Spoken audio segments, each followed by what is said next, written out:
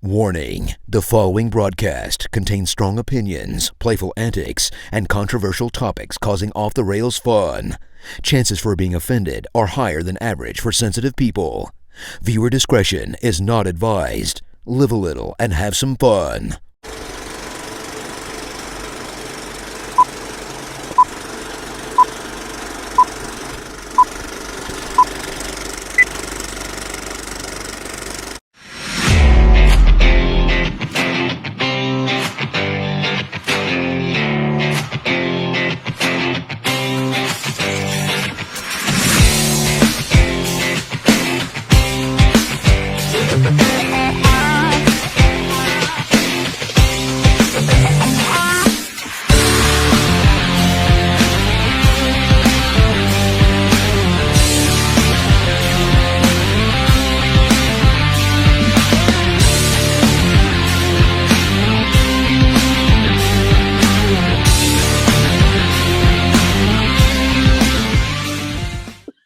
Everybody, welcome to another episode of the Coach's Box. As you can see, we look like the damn Brady Bunch here, except somebody doesn't have their own square. Well, that way. But hey, we're here. We not like the others. Yeah, it's okay. Hey, but appreciate you guys tuning in. We're going to try to have a little bit of fun with it. So that way we did this over Zoom a long time ago. It probably sucked because, well, we definitely didn't know anything about technology. We still don't know enough about it, but we're going to try to make it fun. We want to get everybody together. We didn't know how much weather we were going to have. So, hey, we decided to do this over Zoom and have a pre-recorded show. So all this is pre-recorded. If you want to comment, feel free to. We'll get to read them later, laugh about it. We'll probably make some comments back and have some fun with it. So we're going to get going here now that we kind of got that all out of the way, and talk a little bit about the high school basketball scene. I mean, it's almost over, really. It's about 4 weeks left of it, of guaranteed basketball. So let's just jump into the two guys in the box down there by themselves. Talk a little bit about the Herky Black Cats.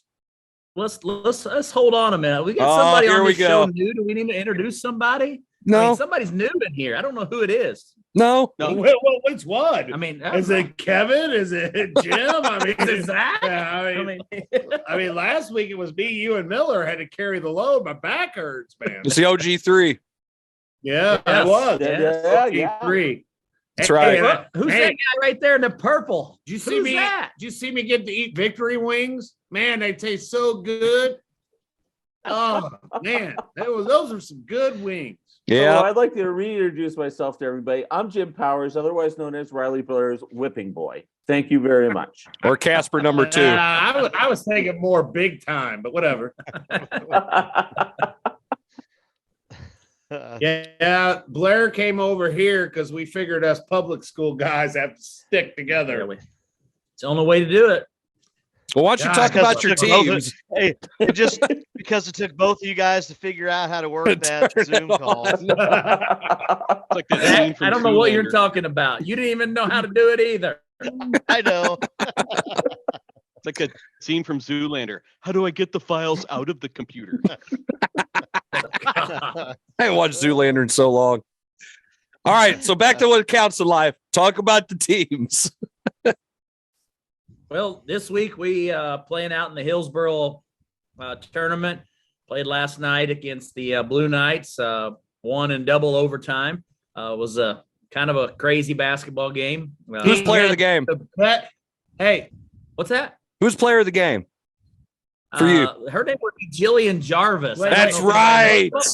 Hey, before we get to that part of the game, how about he had the best freaking assistant he could ever have last night? I wasn't there. Was Jim Mike back Buddy? on the bench? Mike Buddy was on the bench. Buddy guy. I brought my winning ways over there to the girls' side. Yeah.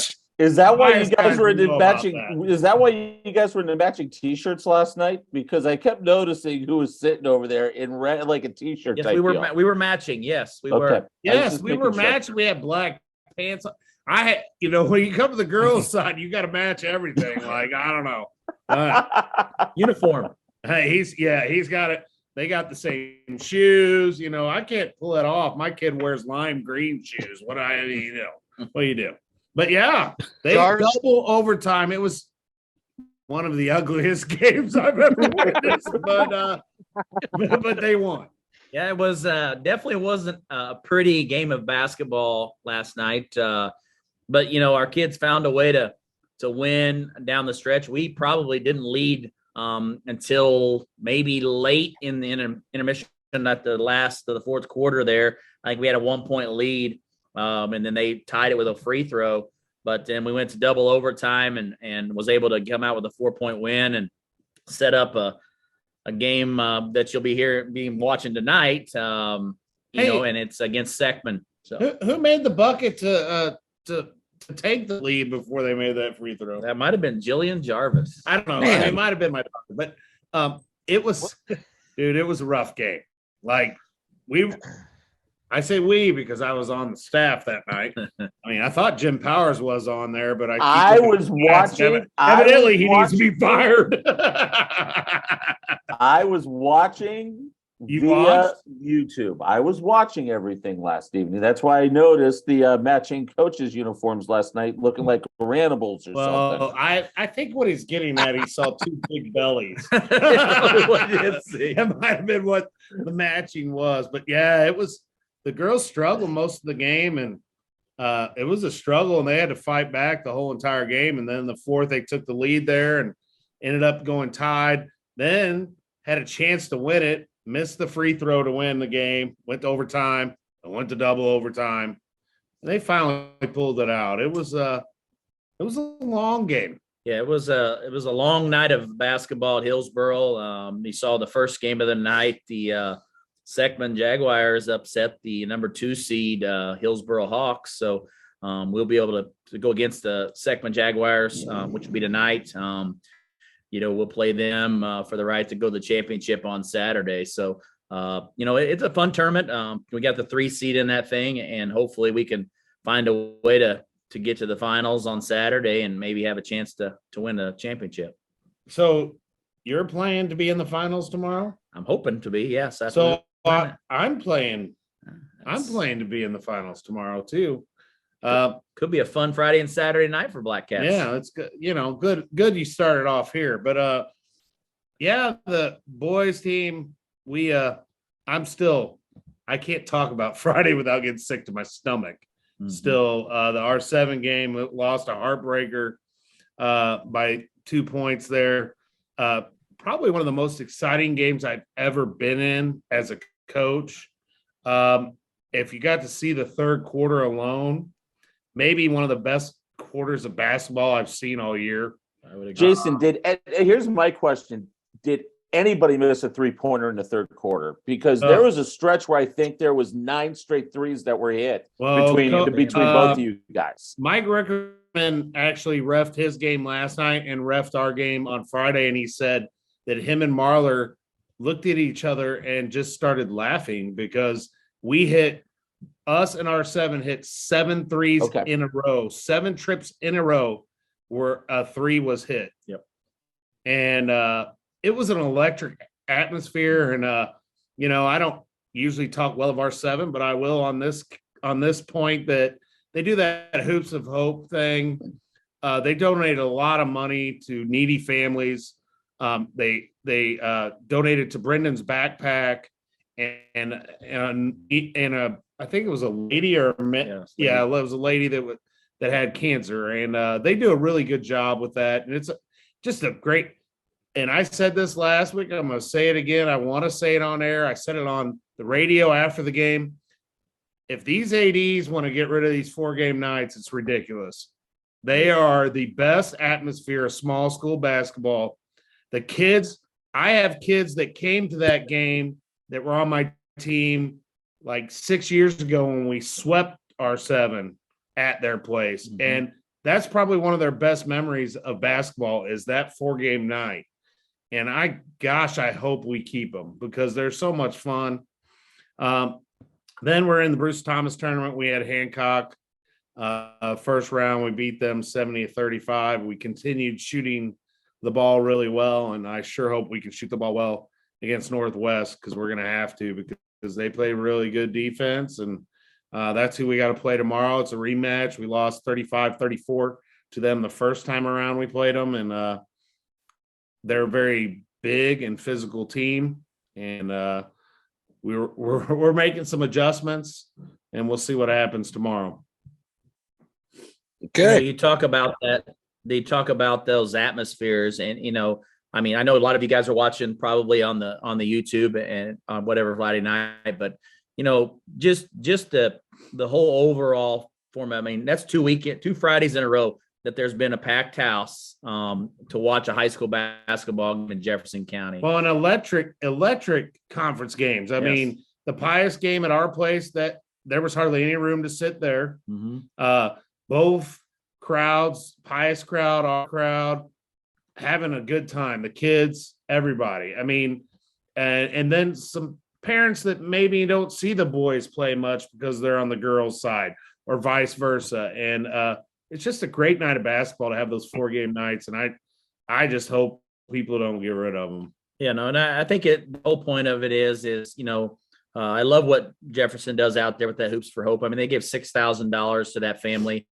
They gave $1,500 to Brendan's backpack, and it just goes back to show you that Jefferson County and its surrounding communities and school districts are all in this for one purpose, and that's for the community. And for us to get rid of these things would be a disjustice to the community, in my opinion. When we started this, 7 or 8 years ago, when we started doing these, I mean, just alone, the kids is what they remember most about, is the atmosphere that they played in.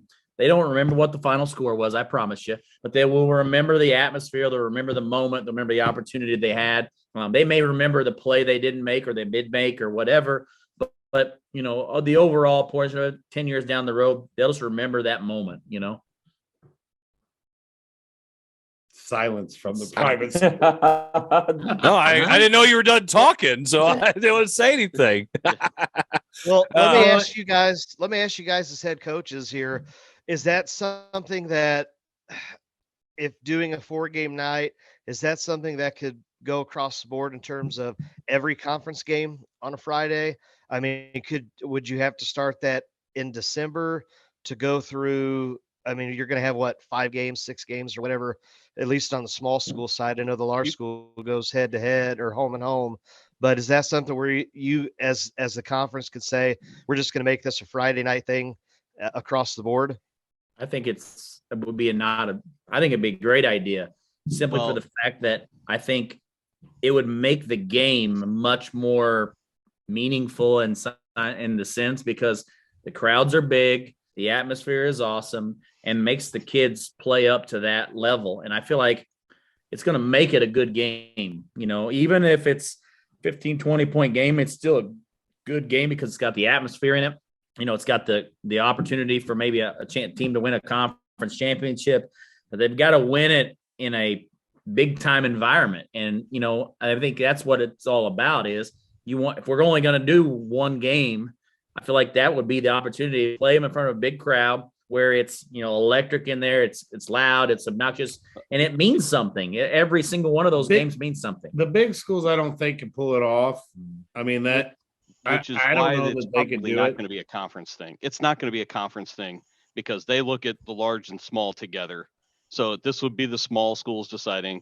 Small schools aren't their own conference, so they can't just say the JCA is going to do this because of that. I mean, the only school that we're not doing a 4-game night with St. Vincent, right? Correct. But if we did it, it would have to be St. Vincent would be included and have to 4-game. You'd have to have a 4-game night down in Perryville.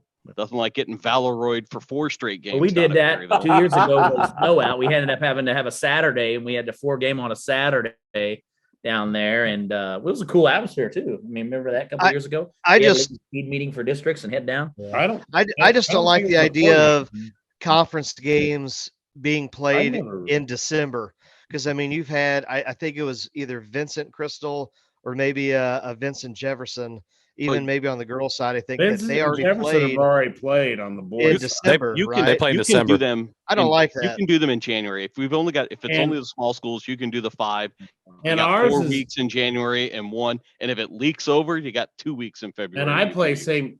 I play St. Vincent on a Tuesday, so that would have to be changed.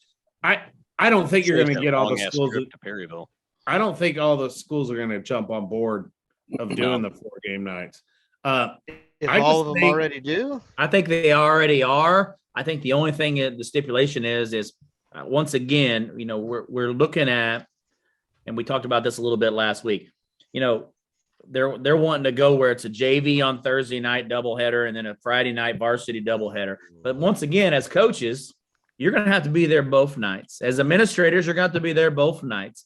So at the end of the day, to me, what's best for the kids is to have that 4-game a night, 4-game environment where, everything is done in one night. Even if I have to stay an extra 2 hours, it's all in one night. Oh, and I'm totally against this JV on Thursday and varsity on Friday. I have a young kid. I have 2 older kids, but I have a young child too, and I'm out enough. I mean, I'm gone during basketball season enough, and I know you guys know, especially you late practice guys at Pius know. I know that. But if we're gonna do Thursday, Friday, I mean, now we're putting not only that, he's talking about just we as coaches want to be there, but varsity's going to have to practice Thursday. So we're going to have both varsities. Varsities. So he's going to have a practice. I'm going to have a practice.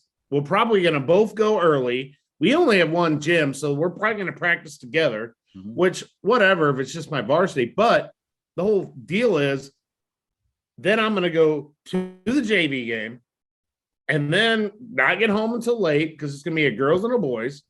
And then turn around on Friday and do 2 varsity games. I just think that's stupid. The varsity of the idea is thinking that if you start a JV game at 4, you're going to start another game at 5:30. You're going to start the next game at 7, and then that last game is going to start at 8:30. That last game's not starting till 9. That last game's not starting till 9 or 9:15 at the earliest. You can cut out 10-15 minutes. And just say 10-minute warm-ups. I would do that, or there's absolutely zero reason why you couldn't just start that first JV game Friday at 3:30. Friday night we started everything right on time. It was maybe 5 minutes be late. I think you guys were maybe like 8:35. I think is when the varsity boys game started, and that's for the first time a lot of them they just get behind. Now our JV boys got their butts kicked, so that game went pretty quick. It probably that helped. Put it back on track. That helped. But the other thing is you look at, you don't only maybe do an 8-minute halftime in the JV games, and you only do a 10-minute warm up in the JV games. That eliminates 15 minutes, 20 minutes right there alone between the 2 games. So, I think it just goes to say that, maybe you could do it and make it feasible for the overall and best interest of the kids. And to me, that's why we're in this business for the kids. Well, I agree. And I like the 4-game nights. I think the problem that you have is not all schools are going to be on board. I think at best, and not make it a conference thing, I think what should happen is between Herky and us and R7 and anybody else in the small schools who wants to do it, we just schedule our games on these block of dates, Fridays, and we do 4-game nights.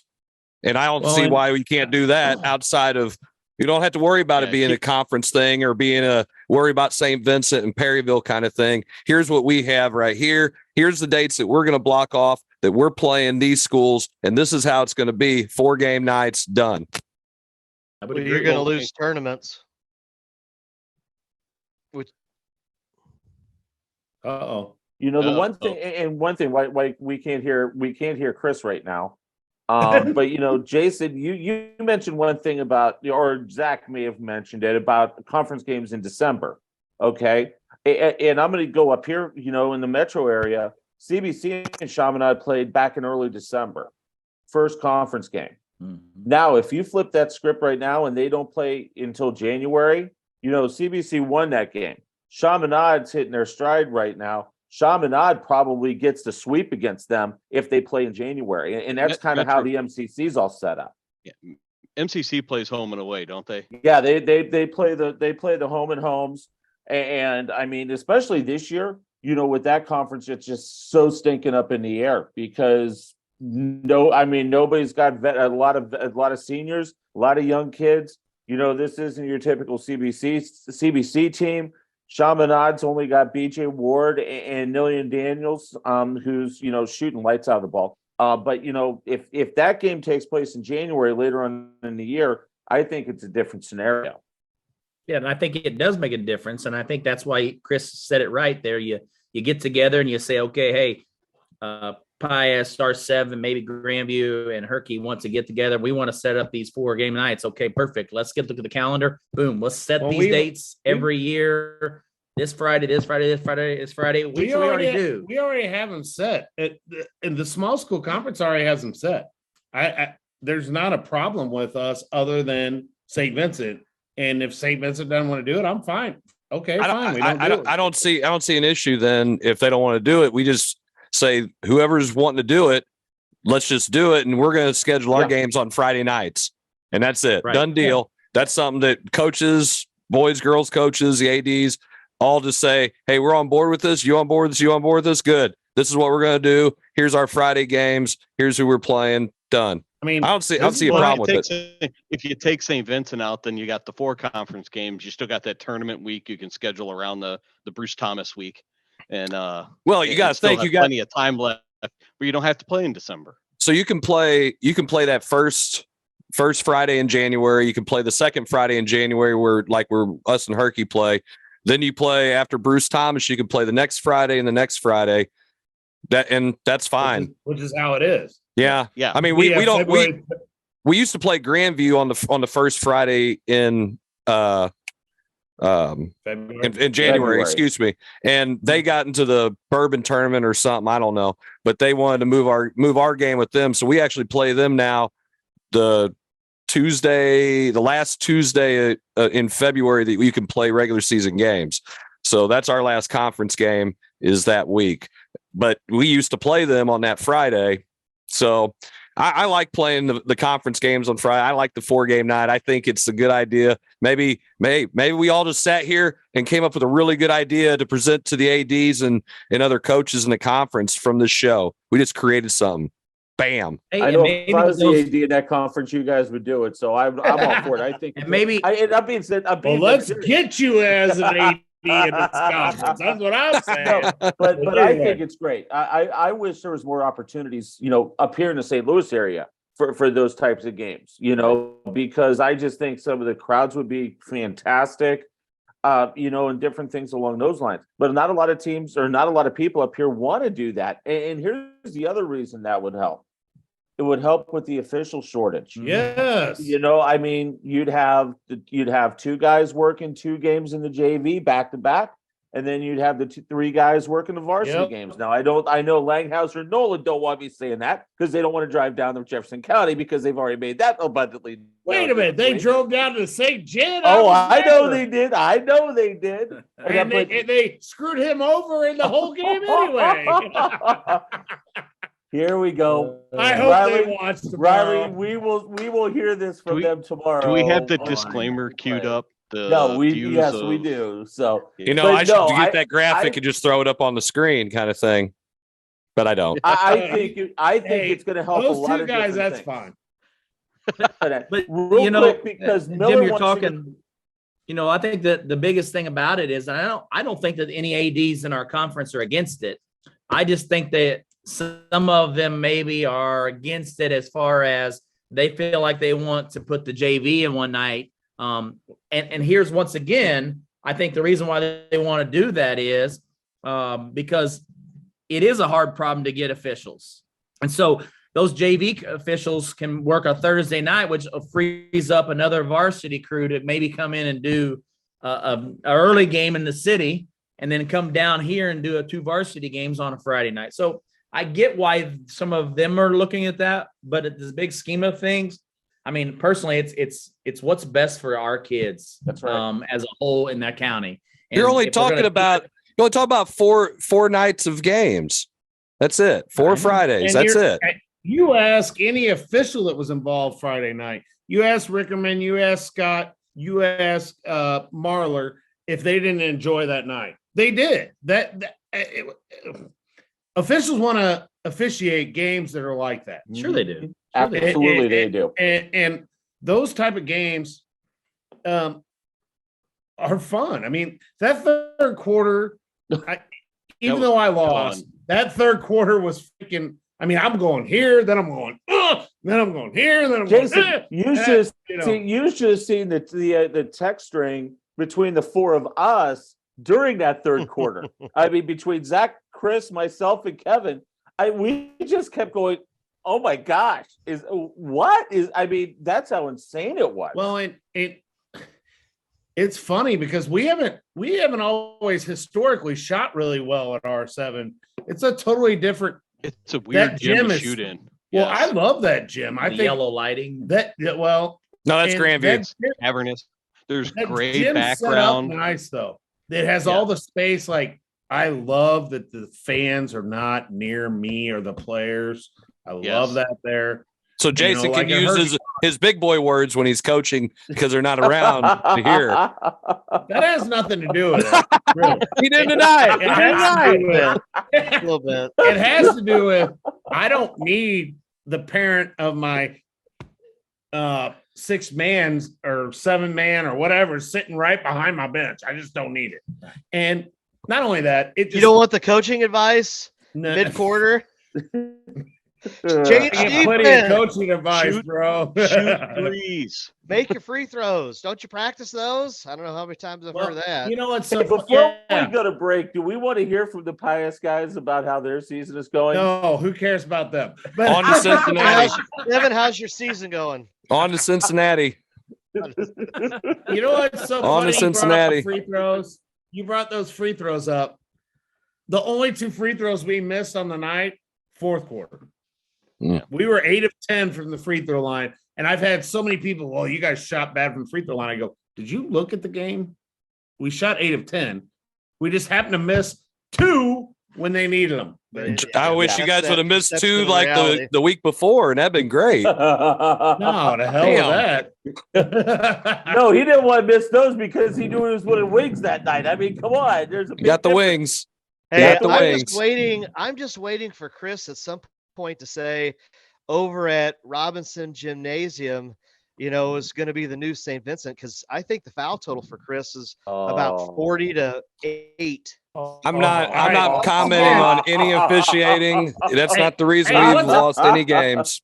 Hey, Zac McVey, once again. I didn't say that. No, once again, I've said this. I've said it a million times. I don't get to pick the officials at Robinson Gymnasium. They are assigned to us. I know. It's the same thing we talk about with Bruce. Plus, Chris has got everything going for him. The only district title he's ever won was in Robinson Gymnasium. And one of the best things I've ever seen was in that gym that won that guy a district title. Which guy were you pointing to, Jason? I was Could you say tell Kevin? us who you were pointing to? Whoever was on my screen in the second one. That's who did. Well, the one in the middle. It wasn't me I was pointing at because I've never won a district or a conference title. And it wasn't me because I haven't won a district title. I mean, if somehow Pius loses at some point, this guy might get his 4th. Who knows? Never know how it might fall. Pius Girls had a big win last weekend. Yeah, they did. Yes, they did. Yeah, they beat Narings Hall at Narings Hall.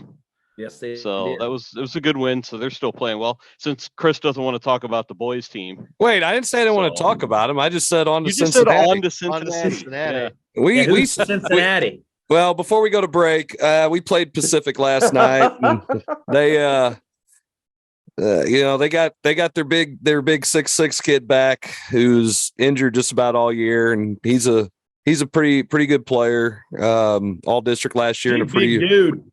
Yeah, he's a big dude. He's got good moves, and we had a hard time, containing him, which we really didn't. And then we had a couple kids getting into foul trouble, and it's all our fault because we didn't play well. We didn't make good decisions. And if we do that tomorrow against Windsor, Windsor's got a good program. Ryan does a really good job there. That's a good group of kids.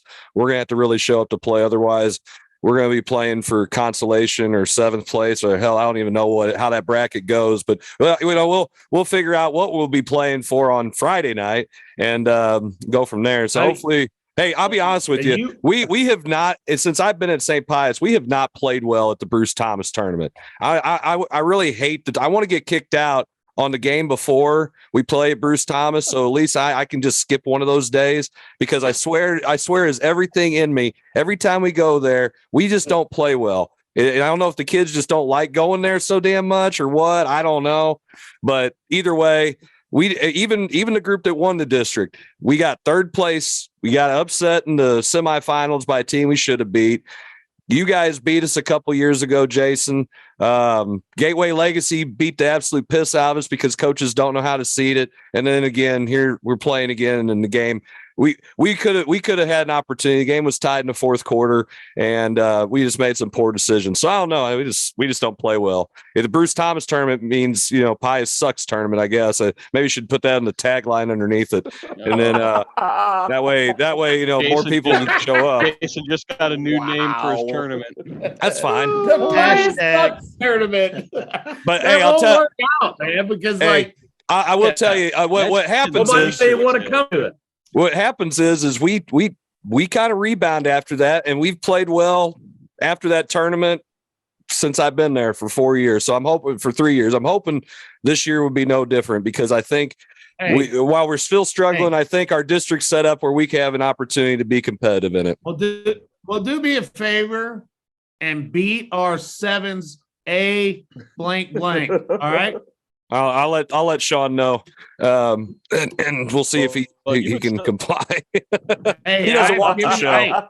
I've given you every film I had on him, so let's get her done. We'll see how it goes. All right, we need to go to break. So when we come back, he must be quiet now. No, it has nothing to do. We Definitely not calling it like he sees it. Like I see it. Coach speak. You don't want me to go 100%. If that was ever said he was going to kick you off the show or something. I don't remember him saying something like that. Oh, you guys are so full of shit. It ain't even funny. Anyway, we come back. We're going to be talking about Scott Rowland. He's in the Hall of Fame now, and how much the Baseball Hall of Fame sucks. We'll see you guys in a little bit. We'll be right back.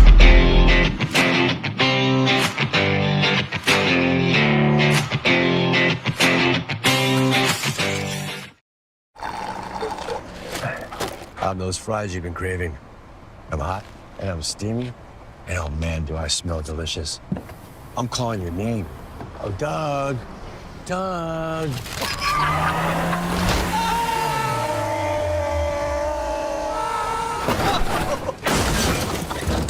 And if you don't have the right auto insurance coverage, paying for these repairs may be tough to swallow. Mayhem is everywhere.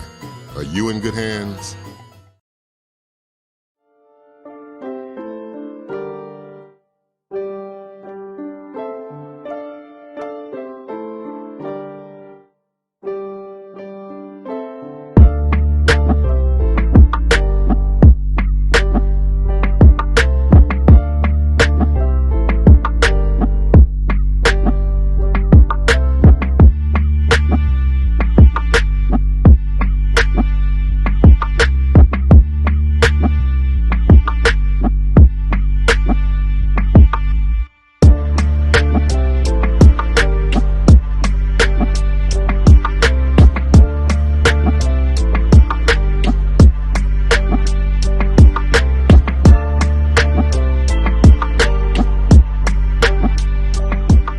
Looking for a cookie cutter experience with your agent? You are looking for someone who is going to go above and beyond or think outside the box. You are looking for someone who is going to be there for you no matter what, and someone who is going to walk you through the entire process. My name is Kelly Kaufman with Gateway Real Estate, and my passion is the people I work with. Real estate is personal. A home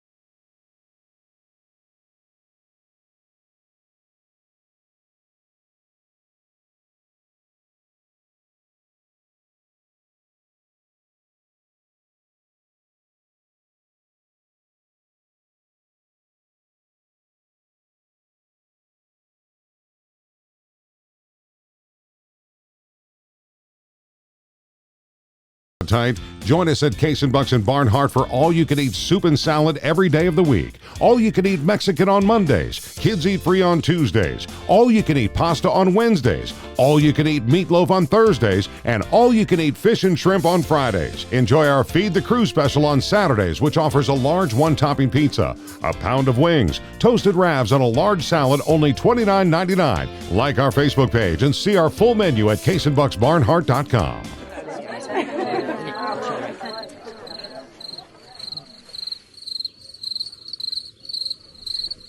Imagine an HVAC as unnoticeable as the air itself.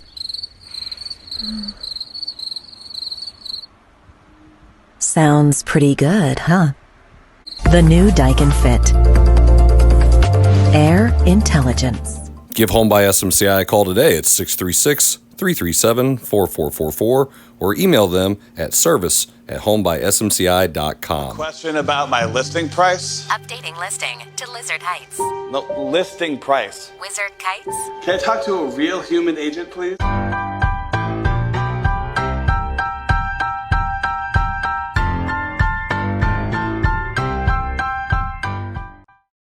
Are you tired of high school sports behind a paywall? Then you need to check out A Maritime Sports, your high school sports source. We at Maritime pride ourselves on covering sports with student athletes as our main interest and putting the spotlight on them. You can check out our articles, photo galleries, and much, much more, all for free. So check out Maritime Sports at our website, maritimesports.net.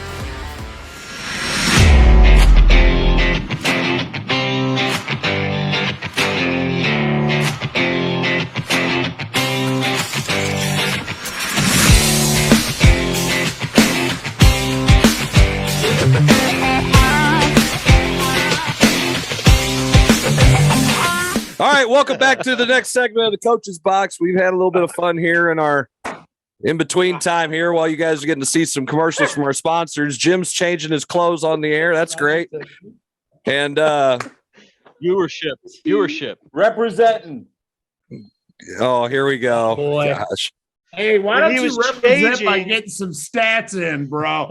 When he Oh, was my gosh. changing, he was kind enough to leave the frame and then come back. Yes, he did do that. Thank you, Zach. Once again, me and Zach taking care of each other. Zach, are Ain't you nobody Zach? want to see that. Zach, are you experiencing an earthquake right now? I'm getting seasick watching your screen bob up and down.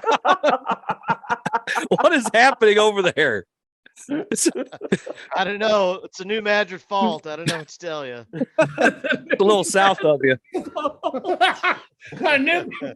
Wait a minute here. Wow. What's going on behind the scenes in the McVey house? Oh, I lived like 1,000 feet from you. My screen's not shaking. All right, moving on to what counts. Maybe one of these days, Kevin. Meanwhile, back at the ranch. So Scott Rowland made the Hall of Fame.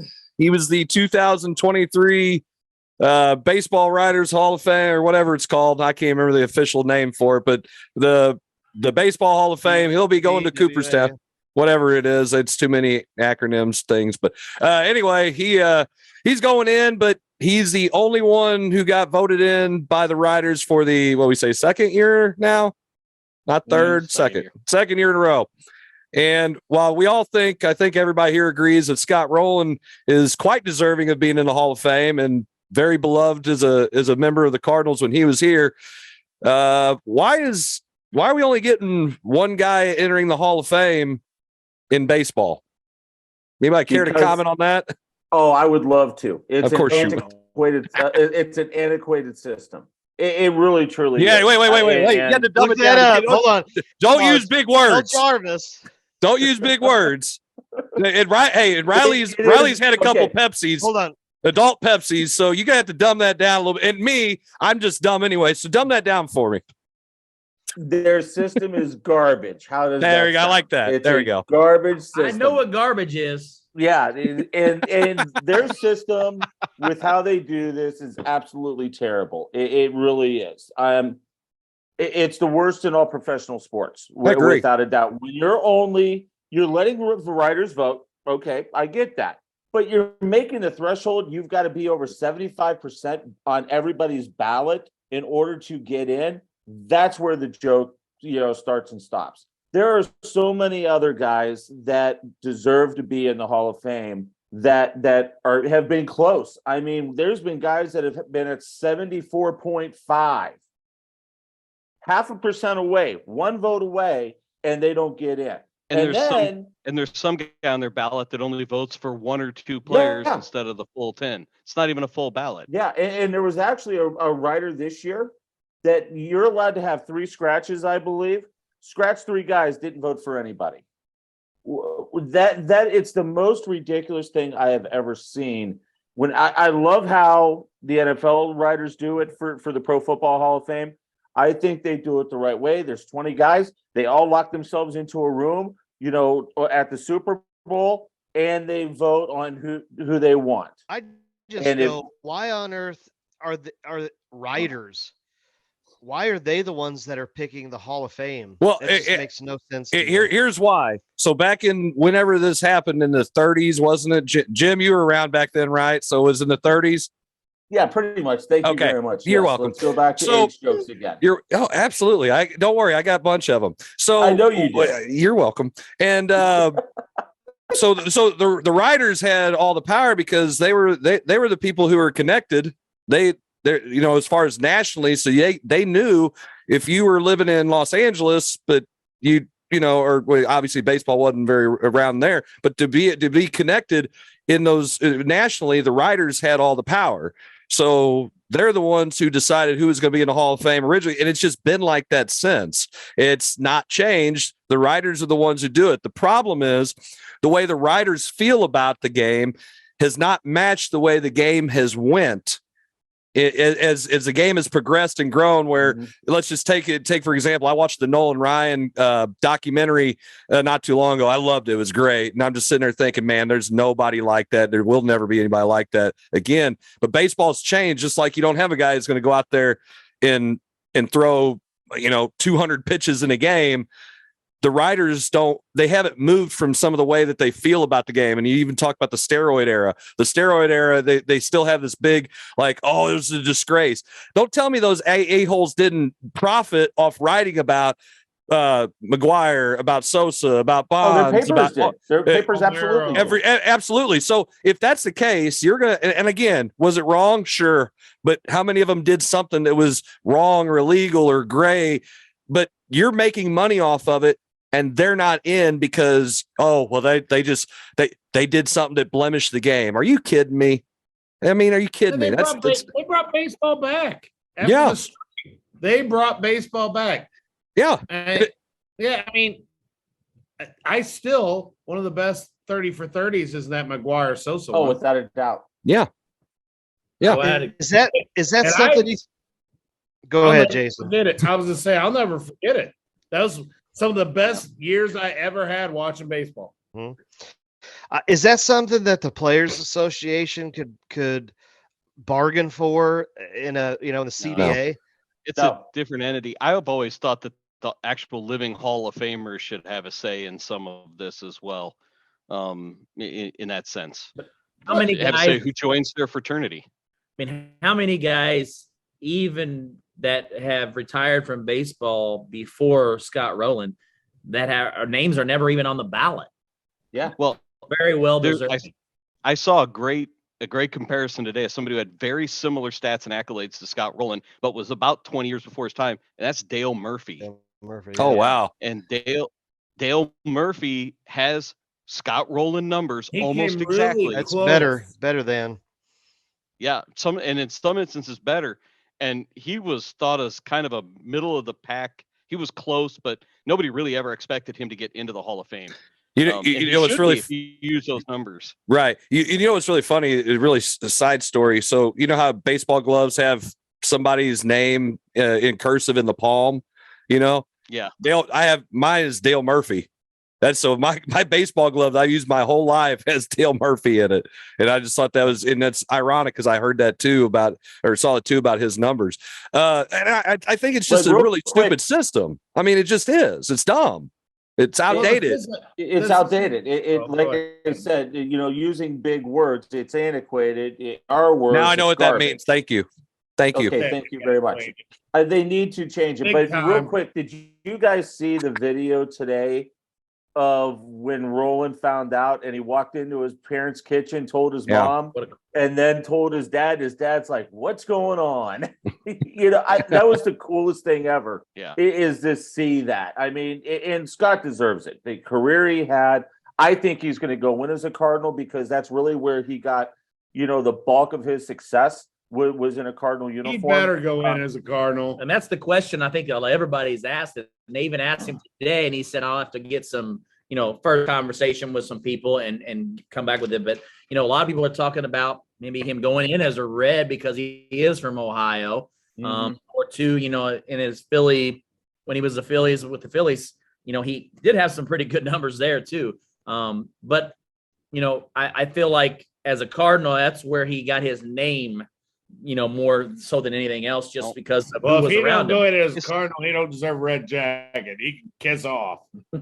He can take that red jacket off and throw it. Is there a precedence for somebody going in under two logos? No, you have to choose one. It's almost like the NFL Hall of Fame. I thought there was some that didn't even have. There was somebody that went in as two or didn't have anything. Didn't have anything. Didn't have anything. So if it's either 0 or 1. Yeah. Okay. I think that has to do with the plaque. That's to do with the plaque and the hat, isn't it? Yep. Yeah. So let's say he goes. Oh, go ahead. No, I was gonna say, you want me to give the one that he deserves, go in as a Cardinal? Who? It's right here. Oh, that's boy. The one. If he don't go in as a Cardinal, that's crap. So it's his choice. So he goes his career. Yeah. Oh, then his we'll career just no. He was an all-star third baseman in Philadelphia. He was still good. He was really good. Yeah. I didn't say he wasn't. Hey, just stop being a homer. Okay, stop being a homer. You're being a homer. That's exactly what's happening. Wow. You're at home. You're being a homer. Have you seen the ballot of the first for next year? Who would be for the first year? There's only one that I think that's going to be a first teamer, and it's Adrian Beltre. Yeah. Already? He'll be the only first. Yeah. He'd be the only one that I think would have a shot next year being a first year on the ballot. Yep. Well, Todd Helton missed it by 4%. Maybe Joe Mauer, but he probably will get in eventually, but not first ballot. I'm telling you right now, I'm going to be hard pressed to see anybody get it. If they continue down this path, if Beltre doesn't make it next year, I don't know if there's anybody else. I think it's going to be the contemporary guy, and that's it. That's sad. But that goes back to the problem that they have is they're not looking at baseball the way it is now. They're looking at baseball how it was when my dad was watching it. And some of these guys are younger than me, which makes no sense. I don't understand why they're doing that. They're not even looking at the game realistically. And the other thing that's really stupid is if you don't have so many votes, you fall off the ballot. Or if you're you've been there on there 15 years, you only get 15 years and that's it. Well, how many? 5? What is it? No, I'm raising my hand. Oh, yeah, yes, Jim. Go ahead. Who does this? Part of the issue also is, and I hate to say it because a lot of these people are friends of mine. The beat writers are still stuck in the 70s, 80s, and 90s. I mean, Rick Hummel finally retired, and I love Hummel's work. You still got guys, on the West Coast that are 65. They're still covering these teams. The young people want to try and make some change, but you've got the old guard in the Baseball Writers Association that doesn't want to make that change because there's so many of the old guard that's still running everything when it comes to that organization that runs Cooperstown. That's a problem. That's a big problem. Hey, I got a problem. What's problem? All right. You got a bunch, Jarvis, but let's hear them. Just now figuring that out. No, that's a known fact. Something we've known for years. I'll tell you this. I ain't got a problem showing up for the show. I'm always there. But anyway. Well, it's not a hole in your ceiling either. I'll say that. There isn't right now. You want me to show you? Beautiful. No. Hey, Junior, shut up. He said it. I love it. I love it. What's the problem? Here's what angers me about the Hall of Fame. Pete Rose has to be in the Hall of Fame. It ticks me off every time his name's brought up. You're telling me there's no cheaters in the Hall of Fame? There's a no bunch one of that them. Gambled on There's no one that gambled on baseball in the Hall of Fame. Bullshit. Joe Jackson. He should be in, no doubt. As a player, definitely. Yeah, as a player. As a player, I agree. Absolutely. He should be a Hall of Famer. It's stupid. Baseball's stupid about that. He never will be, though. But that's I don't know that it's the he'll same never thing. be. It's the same thing with Joe Jackson, Pete Rose. Then you can talk to everybody who's in the steroid era: Roger Clemens, Barry Bonds, A-Rod. I mean, hell, Manny Ramirez isn't going to be in the Hall of Fame. Andy Pettit, because he used human growth hormone to get over an injury one time. That's it, and he admitted to it. He could have got away with it scot clean, no big deal. But guess what? He admitted to it. And that's still no. You're one of the best postseason pitchers of all time. You won 200 games. No. You did this one time. Wasn't illegal. That stuff was not illegal on their list. And then you're gonna chastise these guys. Listen, you made all that money, MLB, off of them guys. So the writers, the people who are voting on it, and then you're not gonna vote them in. Barry Bonds was a Hall of Famer before he ever did steroids. Period. I yes, still he think was. Yes, he was. Jim, you're insane. I was. That's watching garbage. That's garbage, Jim. Garbage. I still think Pete Rose ends up getting it at some point, probably with the next commissioner. He'll probably go when he dies. That's what I think. So that's what I think as well. I think that's crap too. Yeah. I mean, yeah. It's just the way it is. It's the system that they set up. Whatever big word Jim used is 100% right. But he's going to get antiquated. There we go. I was going to say arbitrary, but I was like, that's not it. But I look at it like I don't know. Y'all been drinking way too many Pepsis. Antiquated, arbitrated. I don't know. But I think he'll probably get in, but he'll be dead. He'll never see it. He'll never Jarvis, get to give a speech or anything like that. That word's called posthumously when you're dead. Thank you. Posthumously. That means when you die. Oh, not it's not after you die. Not when I was going to say posthumously. I don't know how it's said. Like episcopal.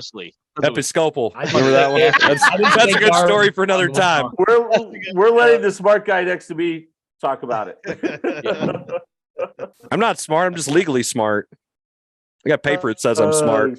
Hey, why they have? Can we talk about football now? We got to go to break again. We got to go to break again. You got to pay the bills. Go break. I got to go change that. I got to change it. Oh my gosh! Wait till we get off screen. We come back. We're going to talk about the NFL championship games. Hey, and then there were 4, and we're going to talk about those. So tune in here a little bit. We're here watching the Coach's Box. Maybe we'll be right back.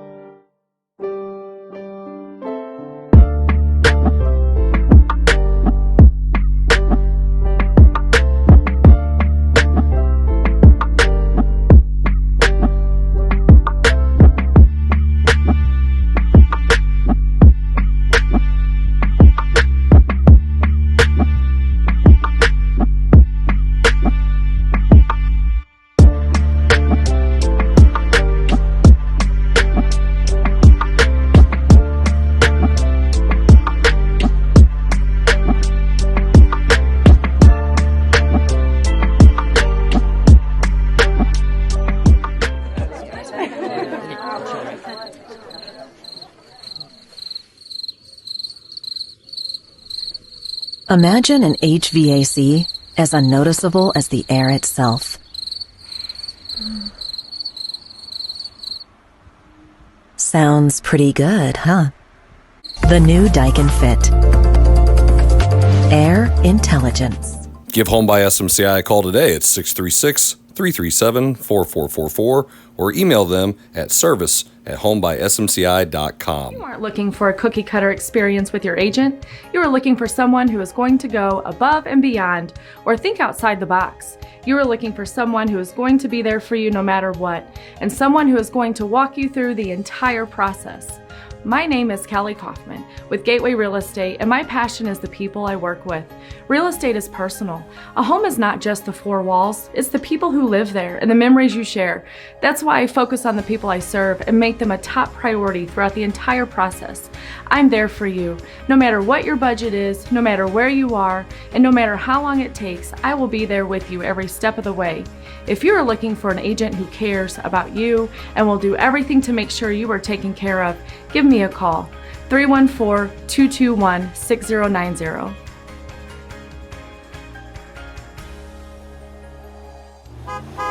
I'm the team mascot, and boy, am I running late.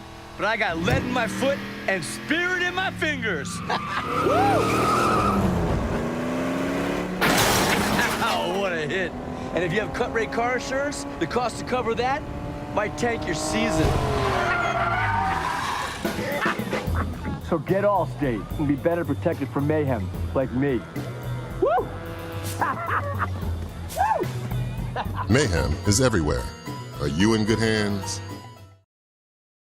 Kaysen Buxton Barnhart welcomes back the 2-pound pork steak special every Thursday. Kids eat free every Tuesday, and all-you-can-eat soup and salad every day, all day, only at Kaysen Buxton Barnhart, home of over 55 appetizers. Learn more at KaysenBuxBarnhart.com. A question about my listing price? Updating listing to Lizard Heights. No, listing price. Wizard Kites. Can I talk to a real human agent, please?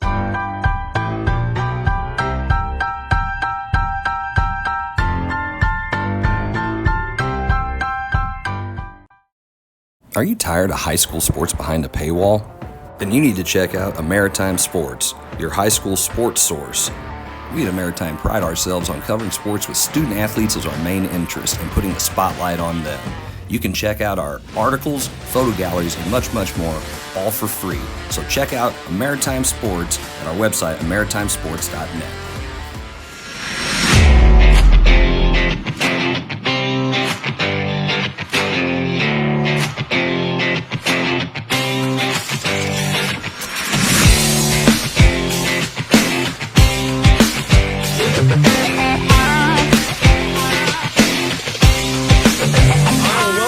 To another segment of the Coach's Box. Segment 3, we'll talk a little bit about NFL football as Coach Chris Miller is laughing at me over there. I guess that's too much big time for me, I guess. So now there is 4 left, 4 teams. And then there were 4 in the NFL. AFC and NFC championships are this Sunday. The AFC championship is in Kansas City. You going? Which I am going. Oh, you going? Whoa. I'm going with him, but I'm not saying big time. Exactly. I want the record to show that I am no longer big time. That's right. Blair, he went to the divisional game last week, and he's going this week. I am not big time anymore. It's that guy. Oh, I don't know what you're talking about. Well, this guy, he's made him money. Okay. It's that Pepsi money once again. Yeah, or fundraising money. I don't know. God, here we go. Circulating golf tournament money. I know. I only got like 30% of that profit. Here we go. Here we go. You guys can hash your accounting stuff out later. You know, that's none of our business.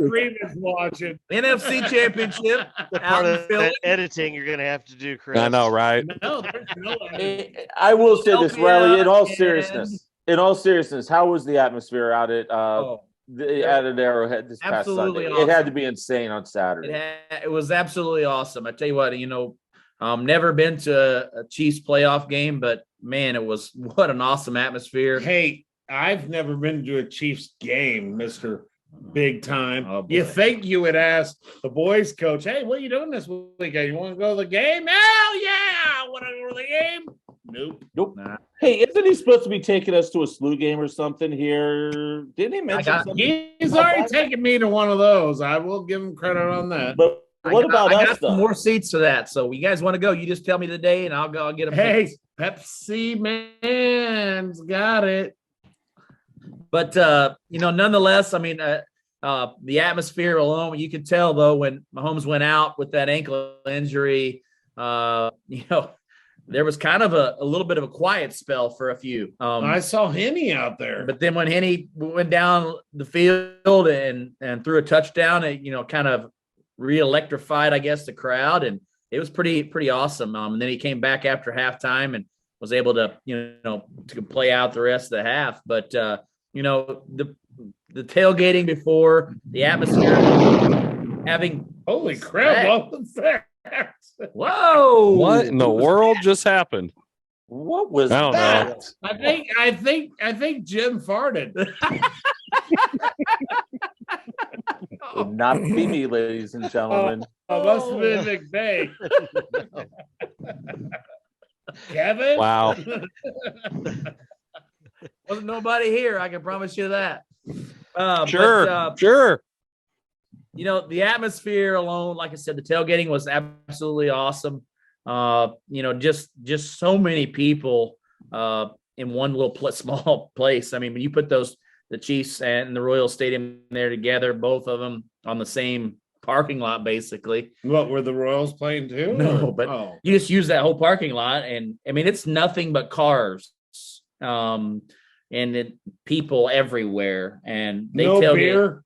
Oh, no beer. There's no alcohol out around at all. No, they weren't playing out at SoFi Stadium for the national championship, where they didn't allow tailgating, and you had to pay $100 to park there. Go ahead, Riley. I'm sorry I interrupted. Insane.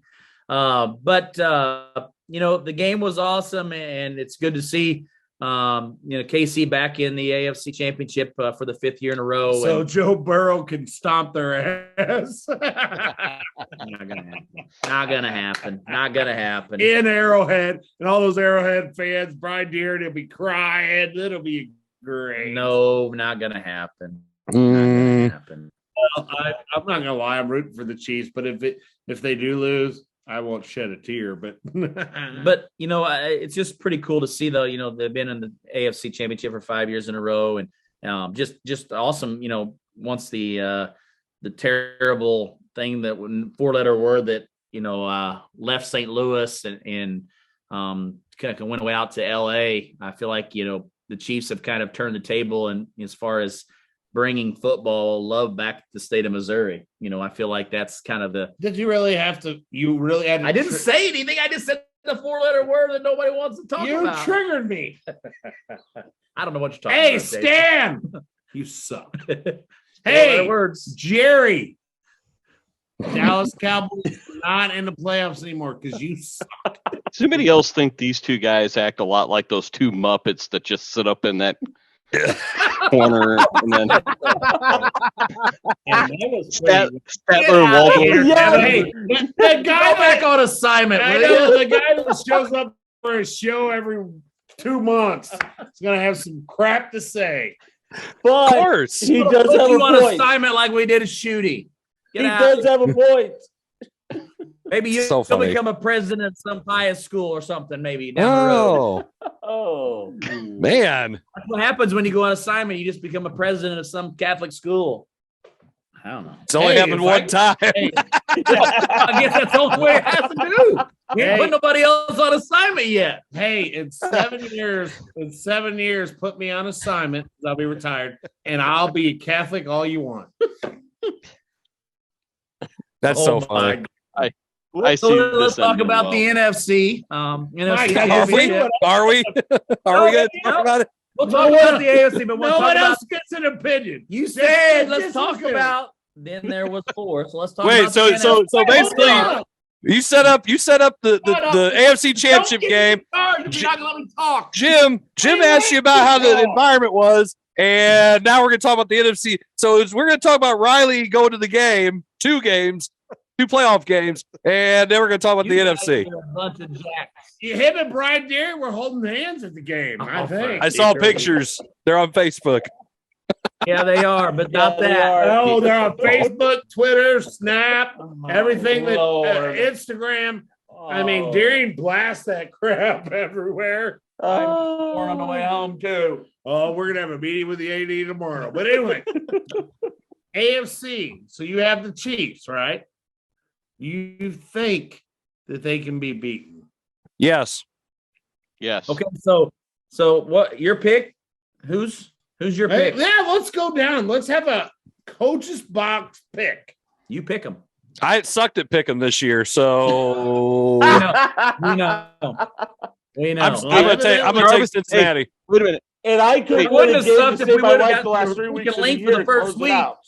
Hey, so does this mean for this first round? I only lost because of the I Blair didn't aren't going to pick because they're going to we're forget. back to that argument about the first week of the pick. Yeah.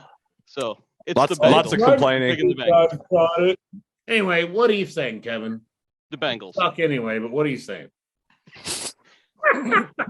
Jeez. It's Joe Burrow gets the win in Arrowhead. Jeez. Bungles. We got you for Cincy. Did Cincy. Miller? Yep. Joe Burrow with the Bungles. Cincinnati. It's St. Vegas, Burrow. But How about you, Jim? Who you got, Jim? I don't think KC can be beat in Arrowhead. I got to go with KC. I just think they got. They got. I know, but I'm just telling you. No, I'm saying we're 2-1. Oh. 2 Cincy, 1. Yeah, I think they can. I think because of the home field advantage, you're in the night slot. I think KC wins. All right, Kevin. Kevin already went. Kevin already got won. another vote for Cincinnati. No. Brother Zach. Wow. Oh my gosh. I'm gonna go Joe Cool. I'll go Cincy. Oh, I think it'll be by 3 though. Oh, so you think Cincy's going to win by 3? Yeah. Well, he said Joe Cool. 3-1. No, it's 2-2. 3-1. No. Miller, Evan, and Zach all went Cincy. Jim is only KC. Wow. I'm going to go KC. So just yeah, so you are. Know. We already know you knew are. That was coming. Mahomes all the way. You got your Kelsey jersey. Take it. Wear it.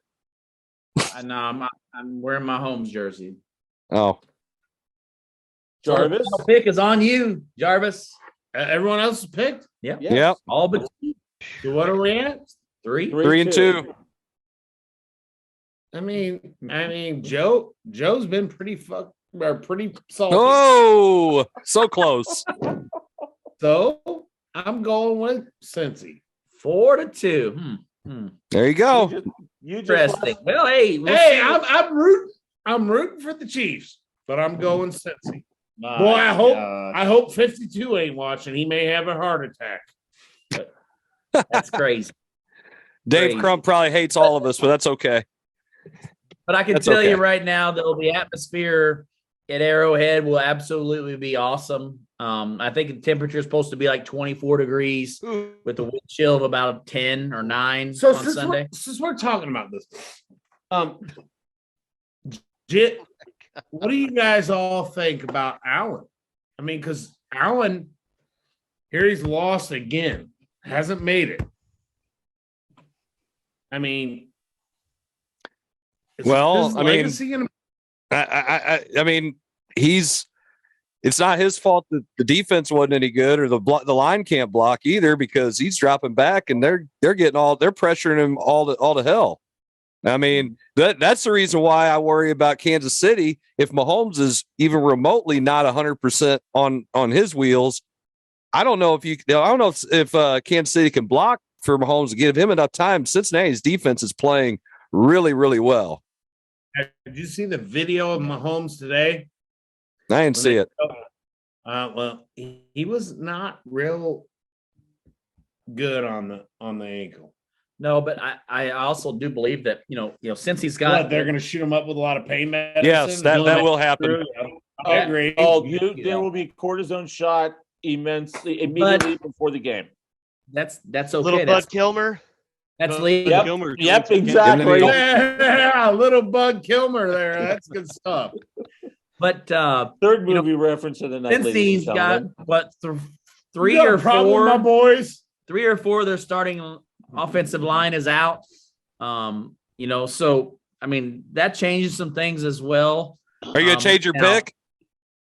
Oh, you're not gonna change your pick just because you're going into a hostile environment at Kansas City. You're not gonna change your pick all the way.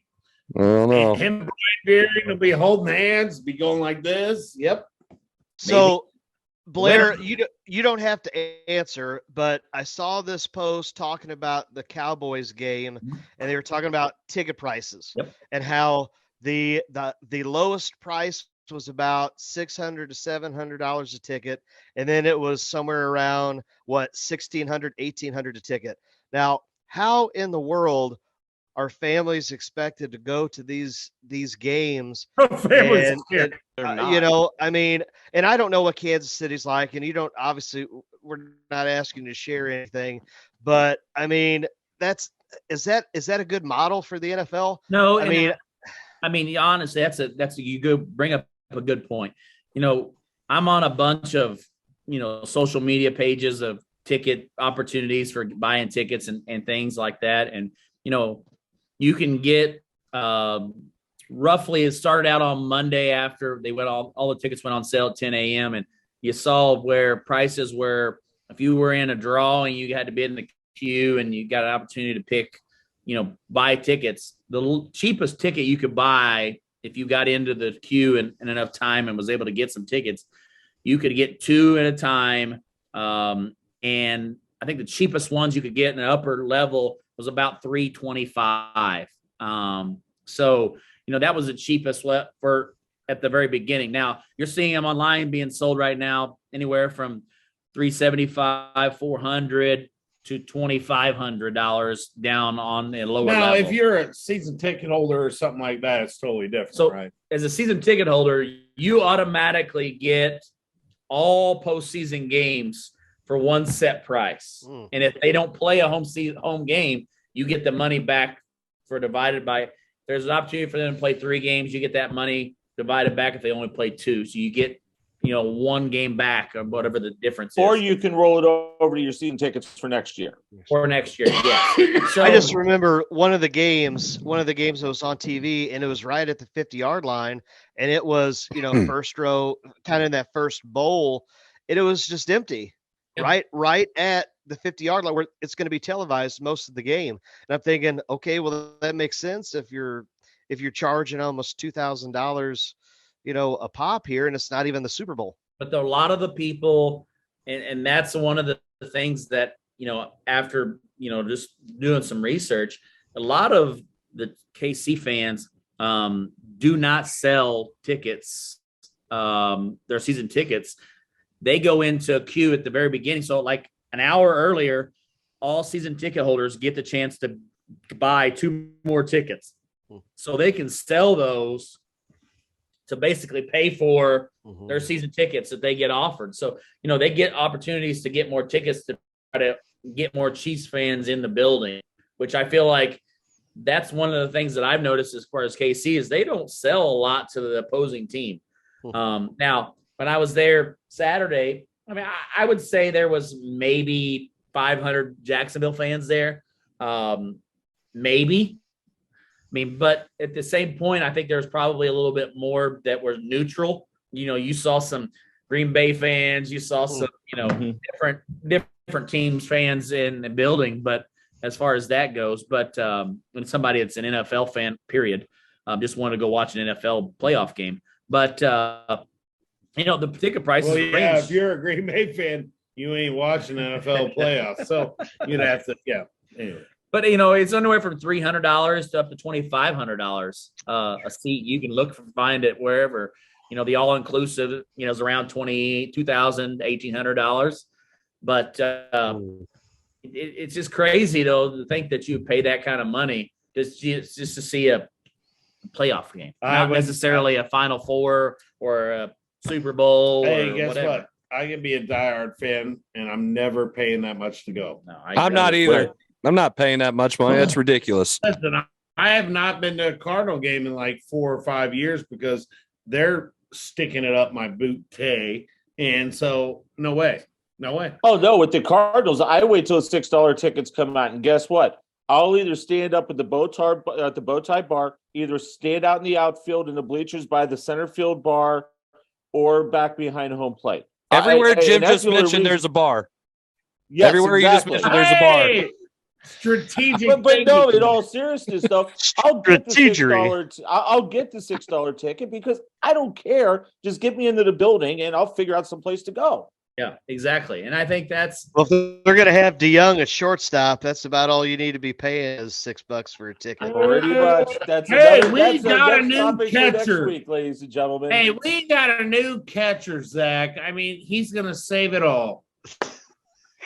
Jeez. Okay, let's talk about that NFC. Hey, our budget is above what it was last year. So Hey, the Cowboys didn't they? Oh no, they're not playing. They're home. Not there. They're home. No. Dax is home. Dax is not around. Hey, Tony Romo made it to the championship game though, so that's good. Their field goal kicker that missed 6 straight and then had one blocked. He made one. Oh, yeah. No, that was. Thanks for playing. Have a nice year, Jerry. Suck it anyway. Yeah, get out of here, Jerry.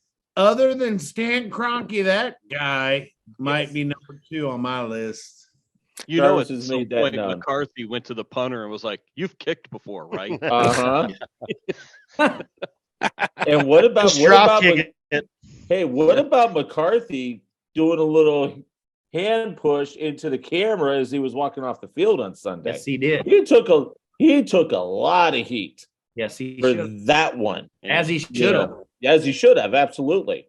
And I tell you what, you want my pick on this one? Thanks for participating, Philadelphia. You ain't getting out of San Fran's defense. San Fran's defense is just playing out of their minds now. It's gonna be an ugly game on the NFC side.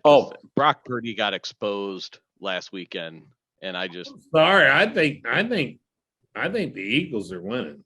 No, I don't think so against that San Fran defense right now. If Philadelphia wins, it's like 13-10. Yeah, it's gonna be brutal. It's close. And the weather's going to suck in Philadelphia on Sunday, by the way, too. Yes. Well, and on top of that, I think the 49ers, I mean, you say Brock Purdy.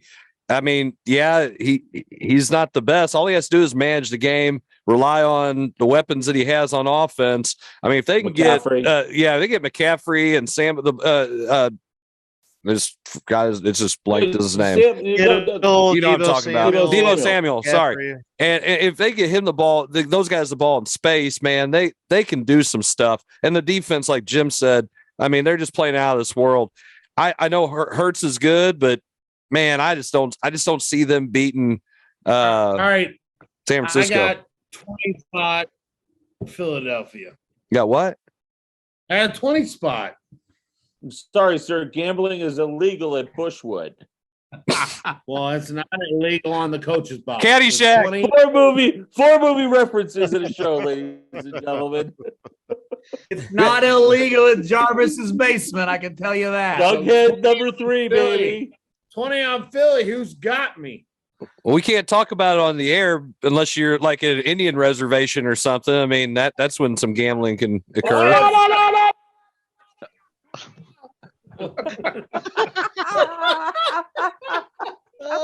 We're here. That'll be the after we show. Can make that this will be basement late night.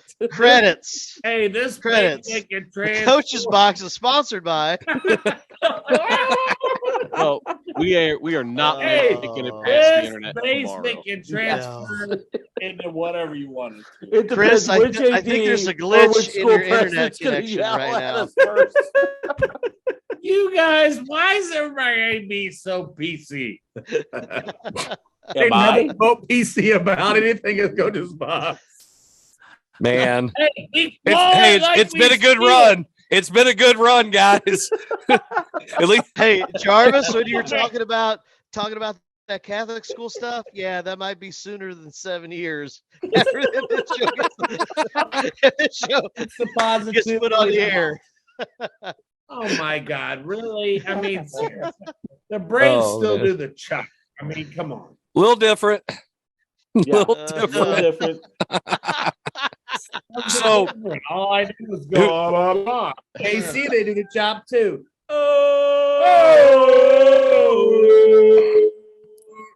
The Chiefs are gonna lose. Shut his win. You can mute them, right? I guess should have done that a long time ago. All right, who's our picks? Who's the picks? Jim, who do you got? NFC. San Fran. Kevin. Billy. McVey. Gosh, Jalen Hurts, such a good story. I'm gonna go with the Eagles. Jarvis. Billy. Blair. San Fran. Niners. I'm taking the Niners. 3-3 split. Love it. 3-3 split. Yep. Hey, Oh, well, see, that Blair will bet you. He's right there. Yeah. He's got here. Pepsi money. 3-3 split. We're all here. We'll talk about it next week for sure. Oh, absolutely we will. Be good. Be real good. Well, I think that probably does it for the show tonight. If it doesn't, it should. It should about 10 minutes ago. I'll sing about 30. Wow. By the way, That last segment. You guys are no fun. Yes. On the Move returns on Friday afternoon there, Mr. Miller. I'm believing you're On the move with Jason Jarvis's resume. What? Does somebody want my job? I don't understand. That's Wow. the thing you do. On the move with the Pepsi truck. Yeah, but he lets everyone use their phone. That's true. Oh, man. No phones are allowed. No phones allowed. All right. Well, Teacher autonomy. oh, man. On the Move with Caravan should be seen on Friday. Tomorrow, I guess that would be. So, you guys, thanks for tuning in tonight. It's been real. And we'll see you guys hopefully all in person next week. Peace out.